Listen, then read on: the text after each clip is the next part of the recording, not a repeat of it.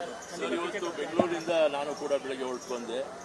ಜೊತೆಗೆ ನಾರಾಯಣ ಸ್ವಾಮಿಯವರು, ನಮ್ಮ ಮಾಲೂರಿನ ಶಾಸಕರು, MLCಗಳು ನಾವೆಲ್ಲರೂ ಕೂಡ ಮಲ್ಲಿಕಾರ್ಜುನ ಖರ್ಗೆ ಅವರ ನಿವಾಸದಲ್ಲಿ ಭೇಟಿ ಮಾಡಿ ಅವರು ಕೋಲಾರ ಜಿಲ್ಲೆಗೆ ಸಂಬಂಧಪಟ್ಟಂಥ ರೀತಿಯಲ್ಲಿ ಎಲ್ಲರೂ ಒಟ್ಟುಗೂಡಿ ಅವರು ಮನವಿ ಮಾಡಿದ್ದಾರೆ.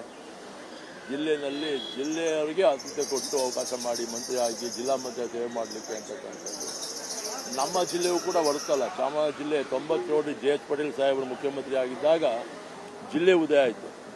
ಮೈಸೂರಿಂದ ಪ್ರತ್ಯೇಕ ಆದಮೇಲೆ ನಮ್ಮ ಜಿಲ್ಲೆಗೆ ವಿಶೇಷವಾಗಿ ನಾನು ವೈಯಕ್ತಿಕವಾಗಿ ಹೇಳ್ತಕ್ಕಂಥದ್ದು, ನಾನು I represent reserve constituency Kollegal ವಿಧಾನಸಭಾ ಕ್ಷೇತ್ರ.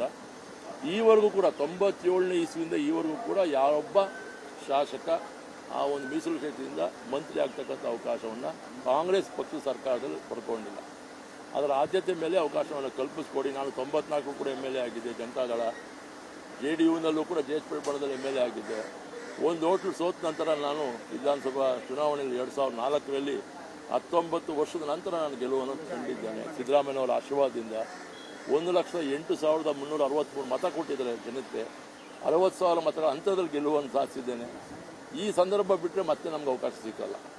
ಹಾಗಾಗಿ ಎಲ್ಲ ಸಮುದಾಯದವರು ಜಿಲ್ಲೆಯ ಒಳಗಡೆ ಜಿಲ್ಲೆಯ ಹೊರಗಡೆ ಅವರು ಮಂತ್ರಿಗಳಾಗಿದ್ದಾರೆ. ಆದರೆ ನಾನು ವೈಯಕ್ತಿಕವಾಗಿ ನಾನು ಮನವಿ ಮಾಡ್ಕೊಂಡಿದ್ದೇನೆ ಮಲ್ಲಿಕಾರ್ಜುನ ಖರ್ಗೆ ಸಾಹೇಬರಲ್ಲಿ, ಮಾನ್ಯ ಸಿದ್ದರಾಮಯ್ಯ ಸಾಹೇಬರಲ್ಲಿ, ಮಾನ್ಯ DK ಶಿವಕುಮಾರ್ ಸಾಹೇಬರಲ್ಲಿ ಇದೊಂದು ಅವಕಾಶವನ್ನು ನನಗೆ ಕಲ್ಪಿಸ್ಕೊಡಿ. ನಾನು ಕೂಡ ಒಬ್ಬ ಹಿರಿಯ ಶಾಸಕ, 3 ಬಾರಿ ಶಾಸಕನಾಗಿದ್ದೇನೆ. ನಮ್ಮ ಜಿಲ್ಲೆಯನ್ನು ಪ್ರತಿನಿಧಿಸ್ತಕ್ಕಂಥ ಪಕ್ಷಕ್ಕೆ, ಸರ್ಕಾರಕ್ಕೆ, ನಿಮ್ಮ ನಾಯಕರಿಗೆ ಗೌರವ ತರ್ತೀನಿ ಅಂತಕ್ಕಂಥ ಮನವಿಯನ್ನು ನಾನು ಅವ್ರ 3ರಲ್ಲೂ ಕೂಡ ರಾಷ್ಟ್ರೀಯ ನಾಯಕರು, ರಾಜ್ಯದ ನಾಯಕರು ಪ್ರಾರ್ಥಿಸ್ಕೊಂಡಿದ್ದೀನಿ ಸರ್. ನಮಸ್ಕಾರ. ನ್ಯೂಸ್ ಫಸ್ಟ್ ನಿರ್ಭೀತಿಯಿಂದ ನಿಮ್ಮ ಪರವಾಗಿ.